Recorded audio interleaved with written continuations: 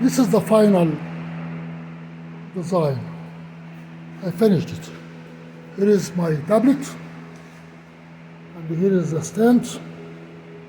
I made it long so I can clamp it if I wanted to clamp it, but it turned out it's very stable. And if you look at the front, this is the front. I can set it this way, I can move this leg forward, I can move this leg behind. If I want it to be vertical, I can move it here. That is vertical. And here is my welding stuff. That's just what this is my comfortable position. And here is my welding electrodes.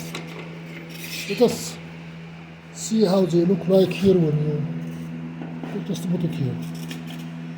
When you look from here, to get the camera back,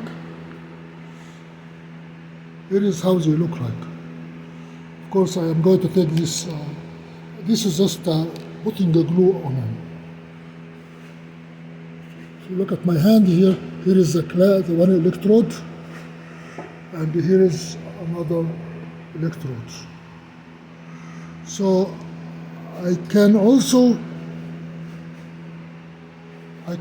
put a damper to cut down the intensity of light, because I'm going to be looking at here. Where are my arms? My arms are going to be welding from here. Can I see my arm from here? Here is my arm, and here is my other arm. So I can see, I can hold it from a distance and see. If you look from a distance here, I have enough room to extend my arm here, to hold my arm from this side or from this side. That is my, so far I keep improving it, I keep working on it to see what else, if I have any oversight, if I made any mistake in the design. That's much better than using the helmets. I can put a damper. The damper I'm planning to put was a plastic.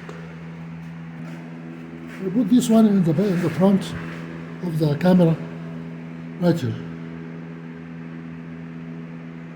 That's perfect. Look at that. That is perfect. I still can see the light behind it. So if there is any spark, it's not going to hurt my eyes.